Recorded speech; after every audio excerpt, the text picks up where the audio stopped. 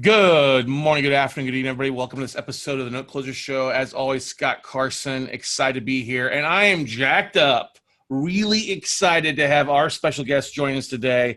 You're going to see him in a few weeks with our Note Camp commercial aspect of things. But it's been too long. We run in a lot of similar circles. We've got similar friends. I see them commenting on friends' posts and vice versa, back and forth. So I knew when we decided to have Note Camp commercial, I had to reach out to these two rock stars and absolutely get them on here. And we're excited to have them on the Note Closure Show. We got Jack and it's not Jack.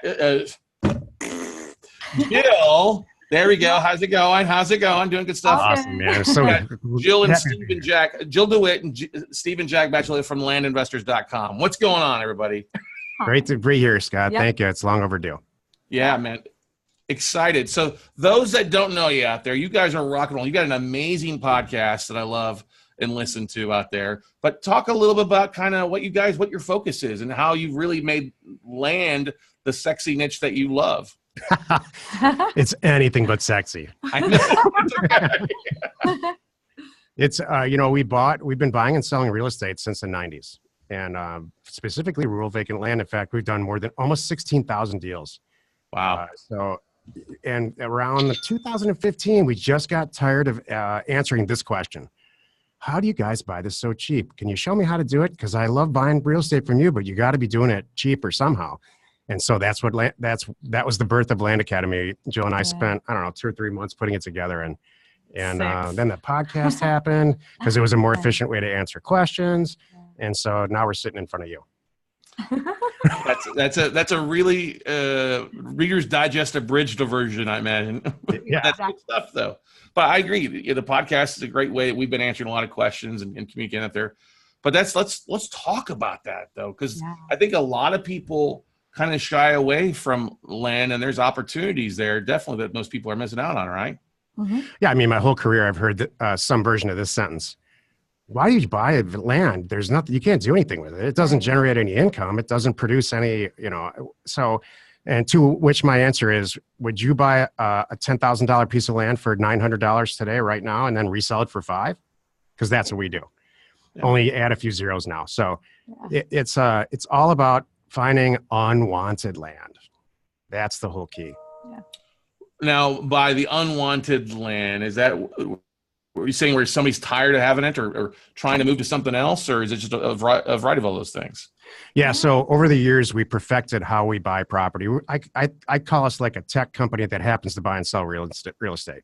So we, in a very predictable manner, send out mass mail merge driven mailers in the mail, the U.S. and offers, right? Yeah. Exactly. Mm-hmm. And for every 300 or so offers we send out, we buy a piece of property. And there's a lot of different ways to do it. And a lot of our members take on their own way. The most successful ones do anyway. Mm-hmm. But we kind of scrape the bottom. So we'll find in fact, we just bought a commercial piece of property in Ohio that's probably worth, $900,000 retail for $50,000 just because they didn't want it any longer. They're just tired of dealing with it. So there's a garage sale mentality that I like to use where if people hold a garage sale, they're not doing it because it's a profit driven thing. They're cleaning out the garage. Yeah. And there's tons of people who inherit land or any assets for that matter. We do it with houses actually every week. Mm-hmm. That just don't want it anymore. They'd rather just get a check from us in a week or so and not deal with it. And they know full well that it's not, they know full well that they're not getting top dollar. All they do is thank us. Mm-hmm. So but when you say the garage sale aspect of things, that makes me think back to a decade ago. And I think we're starting to see more of that where we had almost like a garage sale economy for a while. Everybody got all excited about prices going up. They refinanced their house. They pulled the equity out. They bought toys. And then the market went south on them, and they had to sell that toys to try to make their mortgage payments, right? Right. And I think we're going to see more of that. You pull up to a garage sale, and there's a shop broom there that's $25 at Home Depot, and it doesn't look like it's ever been used, and it's got a 50-cent sticker on it. You're probably going to buy it. And the seller is not sitting around saying, I know this is worth $25. I'm going to sit here and wait. They're happy to get it out of there. So that's exactly how we buy land. Our secret, I'll cut to the chase. Our secret is that there's two of us. Mm-hmm. I'm the data guy. I have a completely different skill set. In fact, when Jill and I joined forces, our numbers literally quintupled in acquisitions and in sales because she's just so good with people and on the phone, and that's not my forte, including right now.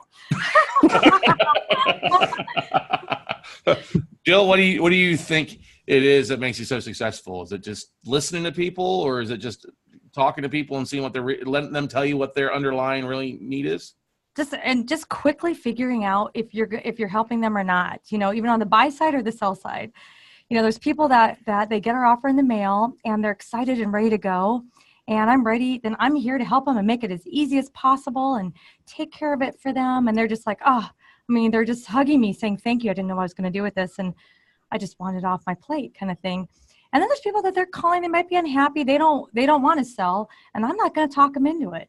I say, thank you very much. I wish them well and send them on their way. So the whole thing is, I always have said, make my phone ring. And that's what he does, whether it's on the buy side, getting the offers out there and good offers, and they come. And if I need more flow, we just send more offers, and he's got the pricing down to a T. And then on the sell side, Stephen really kind of oversees, he's really good with the marketing of it too. We're all involved. We have a big team, but at the end of the day, he's got his hands in a little bit because no one knows how to do these postings as well as he does and make them look as good and do the videos. So he directs our team on how to do that. And that's part of what we share with our community as well, how to do it too. So so selling is easy, kind of thing. And he gets my phone ringing there. So, and that's it. And you just quickly, it's important to quickly figure out who's the tire kicker, and who is your real buyer. And it's so funny because often, you may have experience with this too, Scott. The guy that's on the phone the longest with you and asks the most questions is probably not really going to be the buyer. Your real buyer is the guy that says, hi, I'm moving your money around. I need your wire instructions. I'm going to send it at 5:00 kind of thing. And you have 2 phone calls like that, and that's it. Kind of so. It works for dating too. Sorry, go ahead, Steve. What was that, Steven? I missed that. Sorry. It works for dating too. Like the girl who asks you the most questions is really wants to know all the details. Is not right. That's not going to happen. Yep. She starts asking your social and all that. No, not the right girl. And what was your social security number? Exactly. What were your last 3 addresses? What's your birthday and the last 4 of your social? Exactly. Not the right girl. Well, but that's a good point there. I liked a couple points there, and that's why I hit a couple nuggets out there. I think everybody tries to do things themselves, and if you can partner up with somebody, it's a true case of 1 + 1 = 3, not 1 + 1 = 2, right?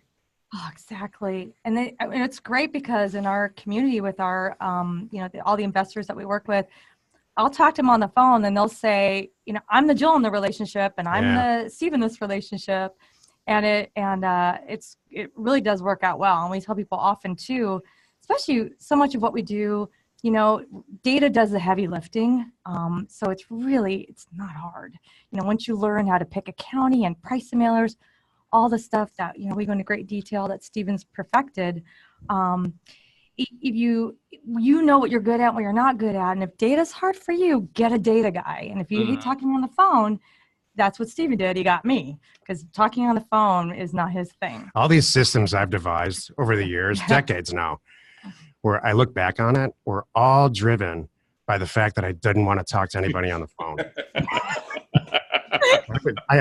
Every mailer I do, I hone in my pricing. So then there's that much less people calling in and just making it more efficient for Jill. Exactly. And Jill's the absolute opposite. She starts down that verbal path with it, and I can see it. I stand in her office doorway in awe often. Thank you. She's just turned a deal that never should be happening into a transaction. Well, the key is though, you just listen, like you said, Scott, and if they're really the right person, then they're not. And don't try to talk them into something they don't want or they don't need. That's just going to backfire.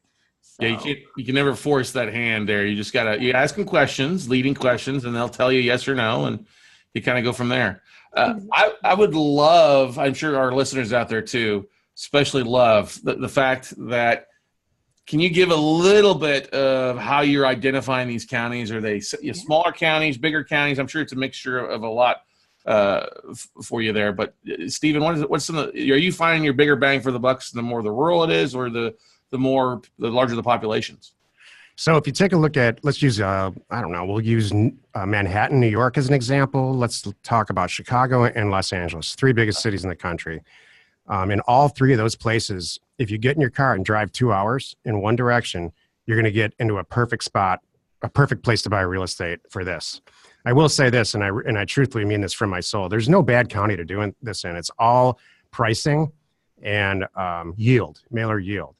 So, but if you're starting out you want to be about 2 hours within a really urban area.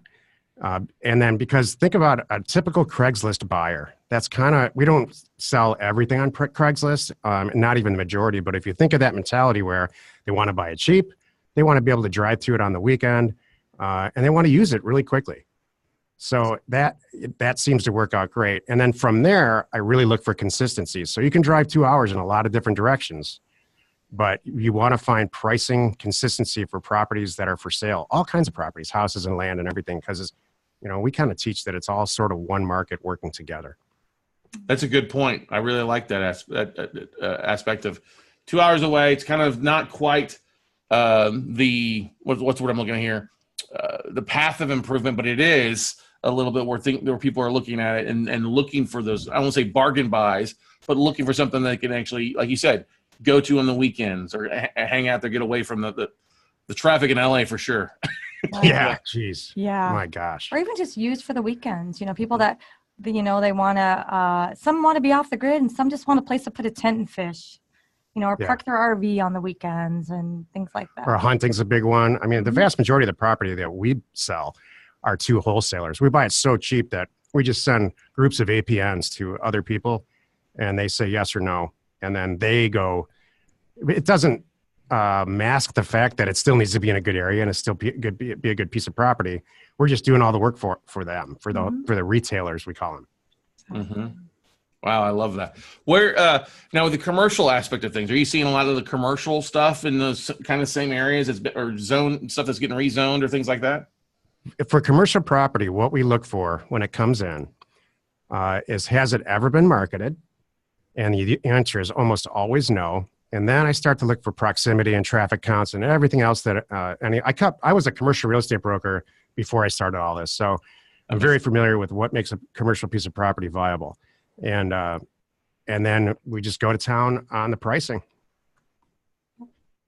It's almost always the same story, whether it's residential, commercial, or rural vacant land.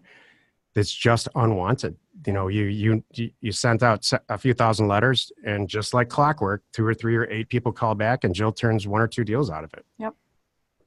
That's a smart way of doing business there. Now, do you ever get properties that have been owner financed or defaulted debt? That's people, owners that are calling you on this as well, but potentially look at buying that stuff? Well, I've been a note seller. I've never been a note buyer, never. But I've sold a lot of property that I've sold it on terms. Yeah. Let the note mature, and then we sell it at a discount. We don't do that too much anymore because we don't sell property on terms any longer, just because Jill and I like our current hair color. And,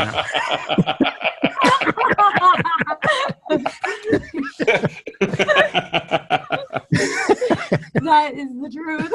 We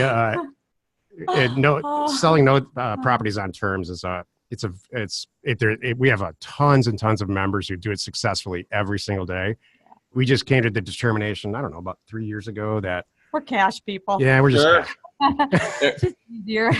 There's nothing wrong with that. The reason I would agree to that too, because when we buy a note or take a property back, people are like, oh, you could always owner finance and sell on terms. I'm like, yeah, that's not my main lane that I'm working in. I don't want to get on the exit ramp. It takes away from my focus of getting down the road faster. And, people are always looking for a different alternative with it to find leads and stuff like that. I just didn't know if you saw a lot of that, but I can agree to that. Yes, it's good to have current color hair versus getting a lot whiter. I know, you can always color it, but who wants to color it, right?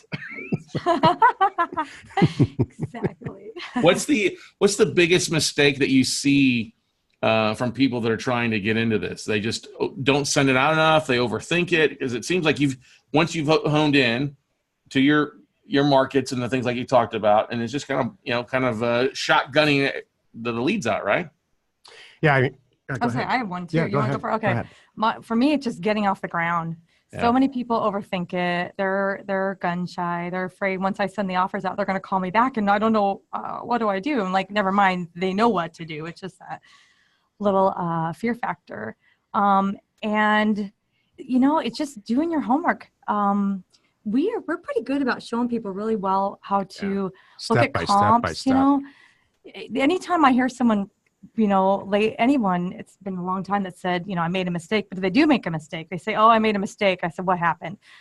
Well, I didn't quite double my money. I only made 80% or whatever. I'm like, or like I made 100, you know what I mean? Like 180%. Exactly. They're like, I did it wrong. I didn't double my money. I'm like, okay, let's all think about this now. How much did you make? You did just fine. So, and then some people get a little greedy. They're like, I want to make 400%. I'm like, okay, hold on a moment here.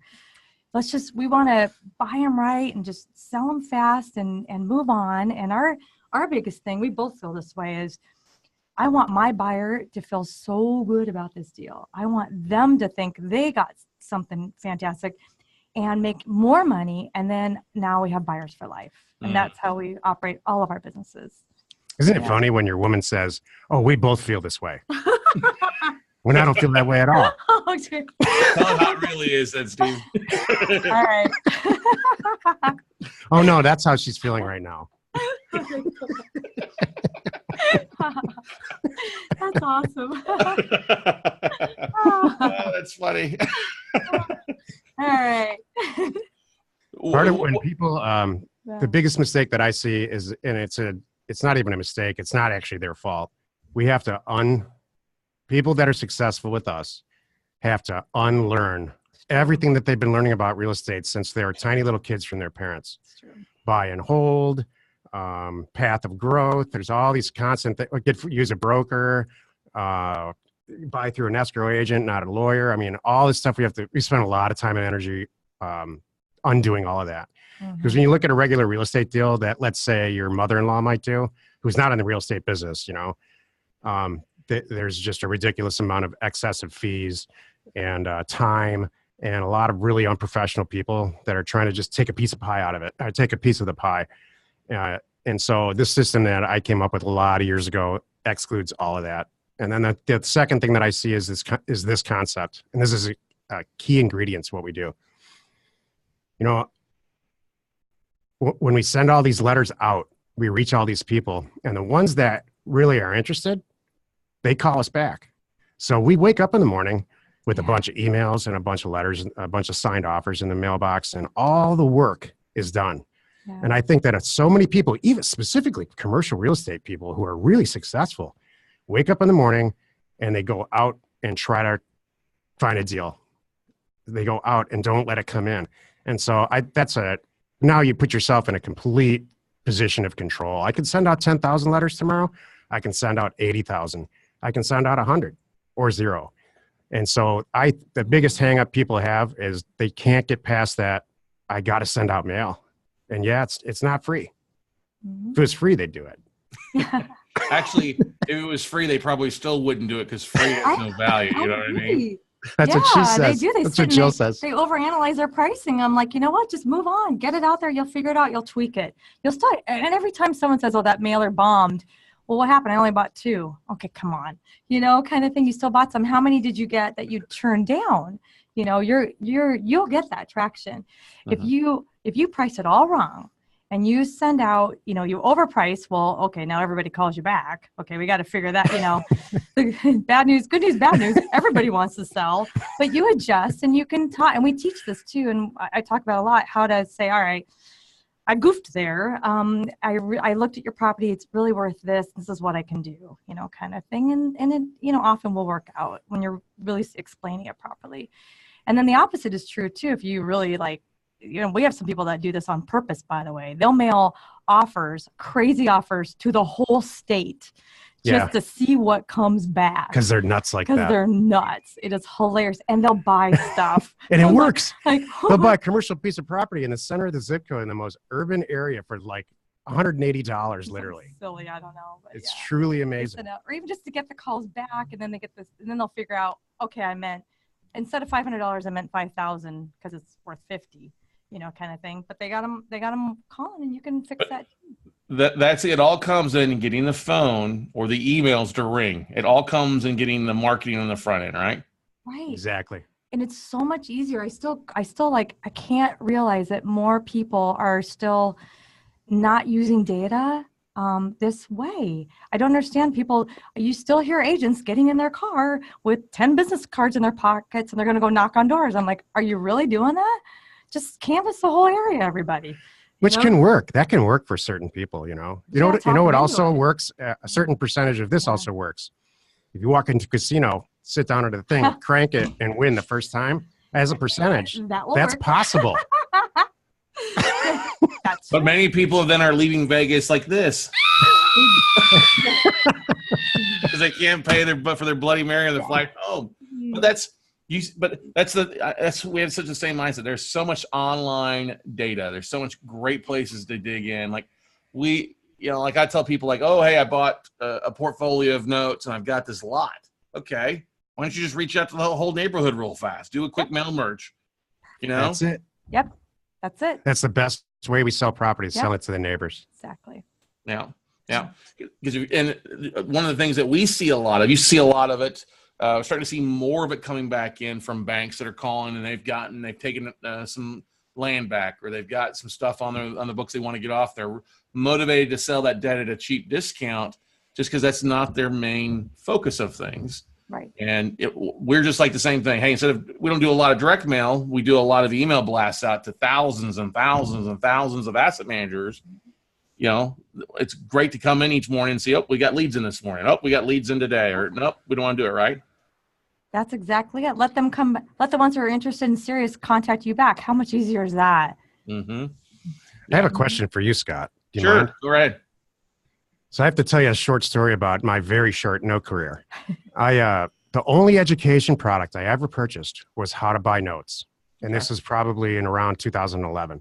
Because all the land stuff's going great. We're buying and selling houses. We don't renovate them. We just wholesale them to people who renovate them. Yeah. But I'm like, you know what? I need to expand. So I go onto eBay, buy this used package, and I'm loving it.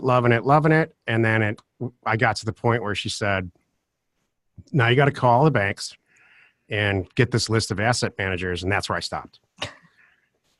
So you obviously have a solution for that. Like, how do you get that tens of thousands of asset manager list? So there are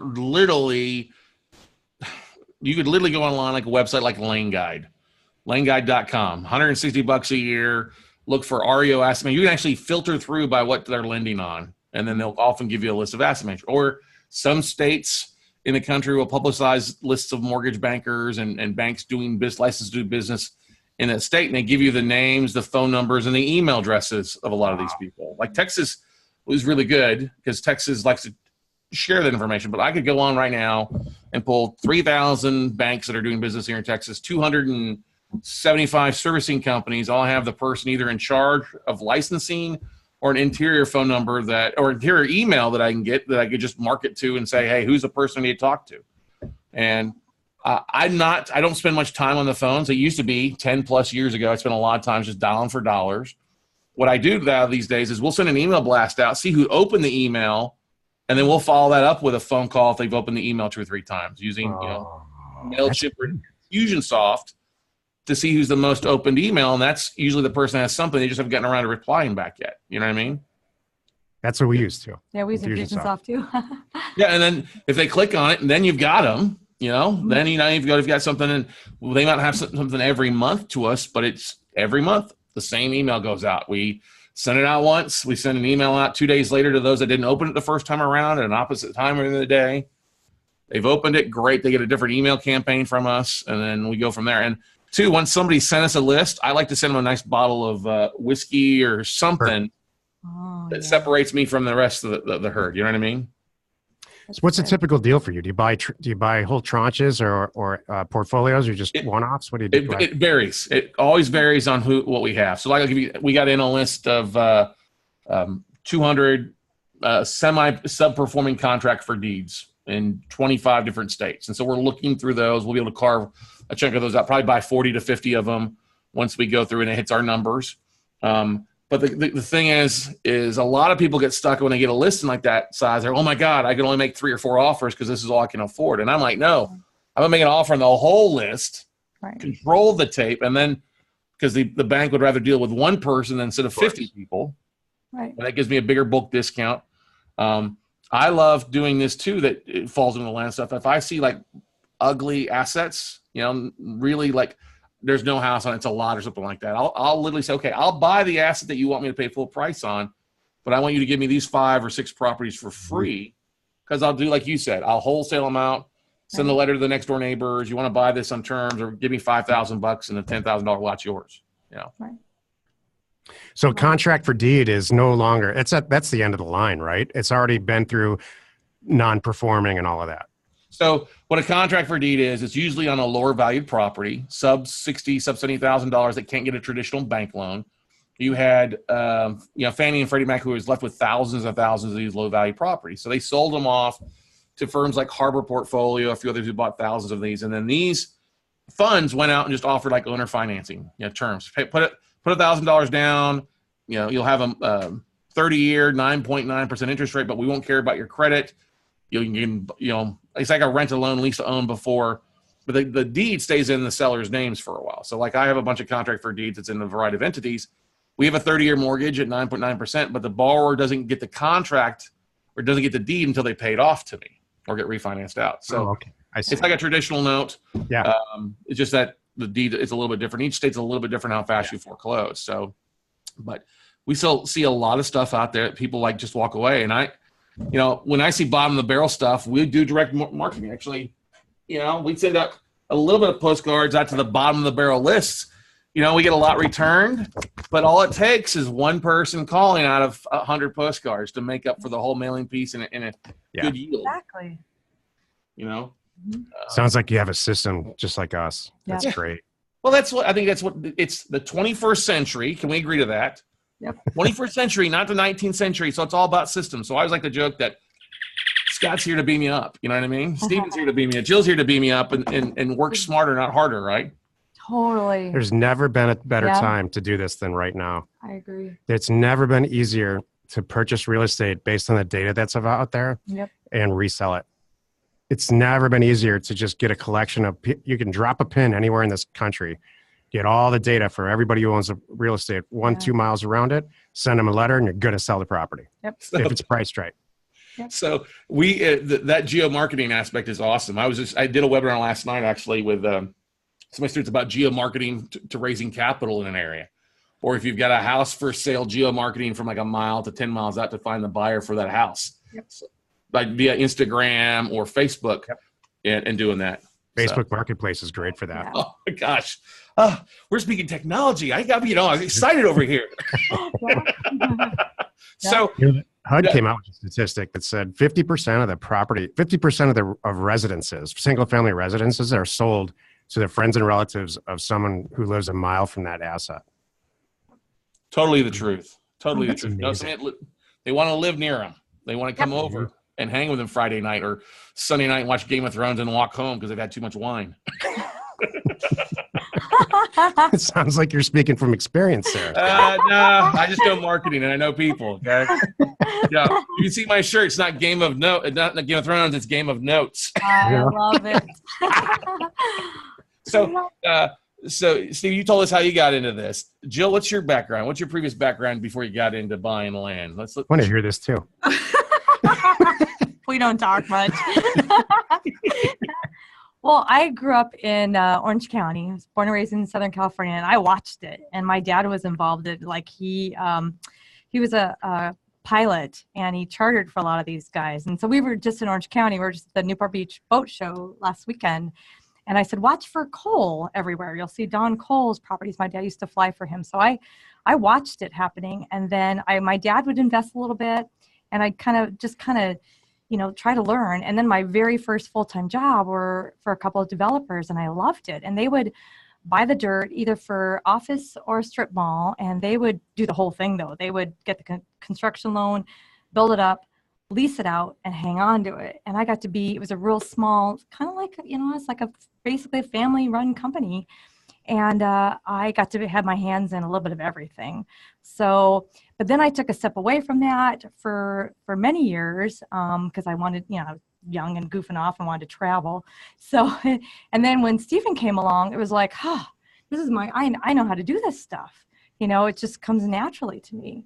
So, and then here we are, We're all in the business of creating equity. And I like to say there's only 2 ways you can create equity in real estate. Yeah. Number 1, you buy it for cheaper than it's worth, which is what we do. Right. Or number 2, you buy it and improve it and maybe lease it up or do a bunch of stuff that's been going on since caveman times. Right. And then you sell it. Both ways work great depending on the personality type. Mm-hmm. That's one of the big things. We've got some friends that are doing a lot of the development stuff. Are you seeing a lot of those opportunities kind of springing back up in those areas on some of the larger plots of land that you're seeing, or no? Where people, it's opportunity. Frankly, I don't track it. We track new housing starts because it seems to be more tied to the economy and to what we do for a lot of reasons. Right. We buy and sell, for whatever reason, a lot of infill lots right now, the buildable properties that are like between 2 houses in an area. There's a lot of that in California and Arizona. Yeah. So we track housing a lot, even though we don't buy and sell a ton of houses. We do buy and sell a lot, but not as much as land. Mm-hmm. So tracking commercial development, we were just talking about this. And I want to ask you this. Are you concerned about the internet and commercial real estate itself? Like, I think less people are working in offices, less people want to drive to work, less, certainly apartments, I'm sure, always go up.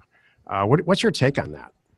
I think that we're going to see much more of the WeWork executive suite aspect of things. Right. I think it's almost like a reversal. If you think about how we started in the United States, it was very entrepreneurship. Everybody ran their own little job or shop or did their own little thing. And then you had the Industrial Revolution where people started going to working for everybody else. But in the work of today, I think that whole solopreneur or that small mom and pop company or somebody starting online or running a couple executive suites or a WeWork is a really hot thing. We see that a lot in Austin here with the high-tech jobs.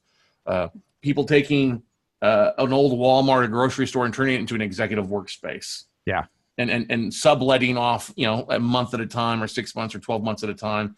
I think that's a huge offer, but also it's just getting more costly for a lot of people. So if you can work from your laptop, that's my goal here. I do everything basically from my laptop. Yeah, I have an office here, branding obviously, but I can do my business from wherever I'm here in Austin or at the house just 5 minutes away, or I'm, on a cruise ship, or I'm in Europe working on some stuff.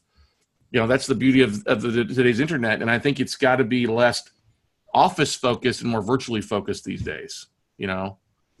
We stopped doing, with our education side, we stopped doing hotel workshops 3 years ago and started doing everything online and through Zoom these days. So yeah, we have a single one annual live event, and that we don't do anything else. Just because everybody wants to come and hang out once a year. Well, that's true. You got to touch, rub elbows and high five the people. We have we just had this last week in a mastermind group where we had a bunch of our coaching students come and hang out for a couple of days with us, and we love doing those. But yeah, I mean, that's the thing. And that leads me to my next question. How valuable has the podcast been for you? And with driving leads, I imagine you get a lot of people that get referred out to the podcast and call you off of that too, huh? Yep, totally. That it's so funny because we're going to hit show 1,000 in June. Yeah. Hang on a second. Show 1,000. You gotta stand. Like, wow. And I can remember, how many 3.5 years ago when it was funny because we didn't commute like you. We've always done this, we could do it from anywhere. That's part of our thing. And his saying it's got to be from the back of a boat. So okay. But when he came to me and said, we're going to do this podcast, and I'm like, what the heck is a podcast? And here we are, and we're about to start another show. There's 1 or 2 more shows that we are working on right now too. To answer your question, it's worked out great. It has. It's there's nothing more cost effective. You know that. Mm-hmm. I actually started the show in 2015 with guests, just like we're on your show right now. Yeah. And I was so sick and tired of them not flaking out, not showing up. I don't need to tell you this. So Jill would like step in when somebody canceled on us in the I was last minute. the fill-in. You were the, I So was then- the backup. you were the plan B, huh? You were the backup offering, huh? And then, Exactly. and then it just got to the point where everybody's like, where the hell's Jill? And so it just became the Jill show. You know what? People buy more from women. They don't have quite the wall they have of talking to you and me. And you've already admitted that. You don't like talking to people. Same here, man. I don't talk to my borrowers. Well, it's helpful, and I do that every day. I talk to wives and other female investors, and it's a little bit different. We have a lot of couples in our group because Yeah. of this. Oh, I can see that totally. And they're super successful, because the bottom line is, we all know if your woman is not on board, this is probably not going to work. Yeah, happy wife, happy life. And it's really hard too. Yeah, if you come home and your spouse is not behind you, what your side hustle is, it's not a side hustle very long. Exactly. Yeah, that's exactly. we get a lot of people that start off part time. They're doing it 7 p.m. to 2 a.m. on the side, and 10 to 15 hours a week. Then work towards leaving their job. Mhm. And you're right. If you don't have a unfortunately, for most people that don't have successful or don't have supportive spouses, because they've burnt that bridge selling soap on a rope or something over the years. Exactly. You burnt the bridge to your wife. Awesome, Scott. Nope, the bridge is burnt. Yeah, you're not going to go do that whole entrepreneurship thing again, aren't you? Are you going to draw circles on a board somewhere and sell soap? That's so funny. We get questions from people about our relationship constantly. Like, Yeah, are you guys really together, or is it like some kind of act? right. We really are together. Yeah. Well, my spouse, everybody asks, "Oh, you guys married?" No, we're happy. I'm gonna use it. That's great.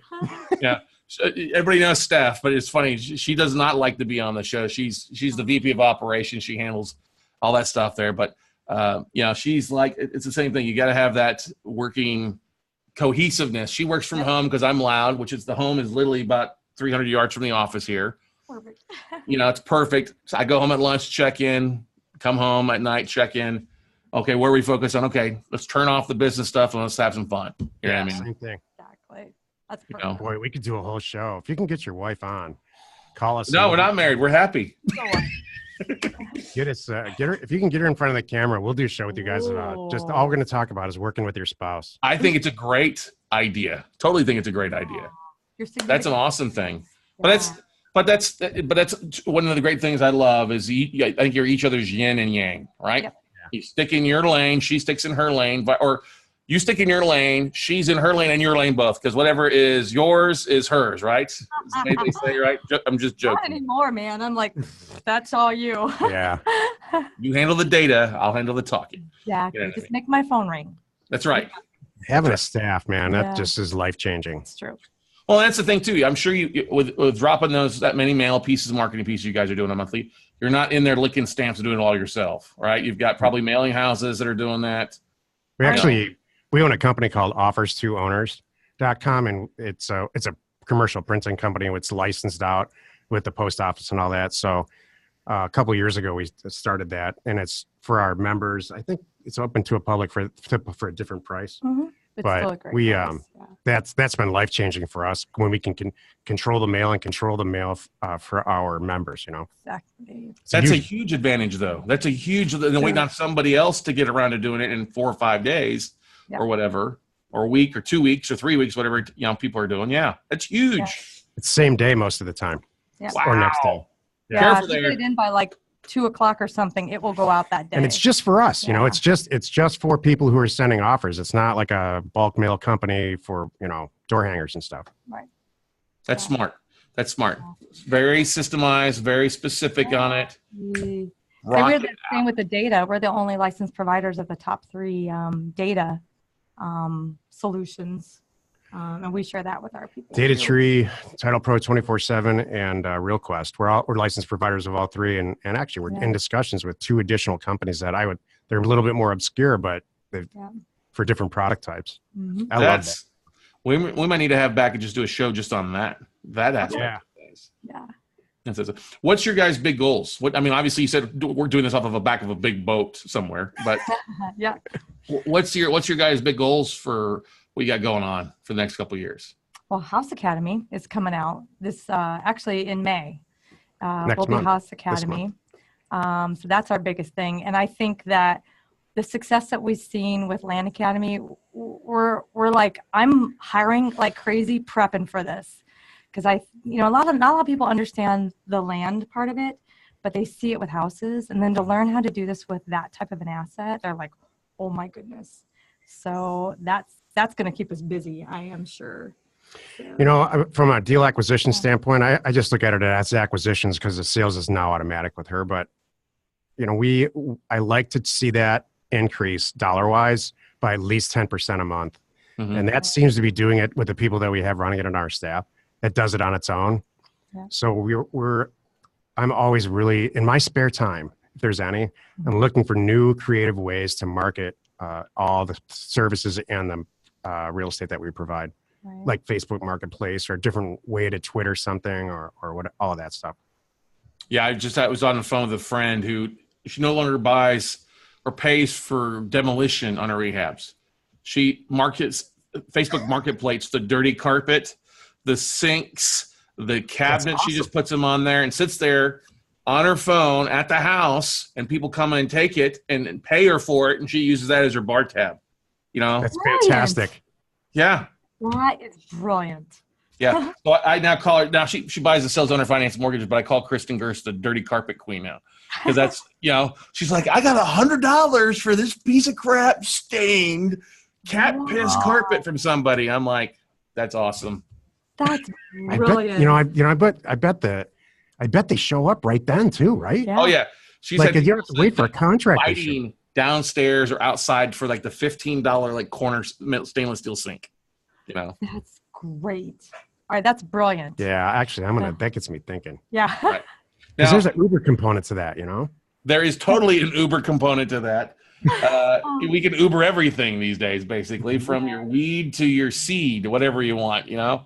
It's kind of crazy that way. Now, with where the market's going, I foresee, as we're kind of getting close here, but I foresee kind of the market taking a downturn here in the next 12 to 18 months. I don't think we can keep going up and up and up and up like we are.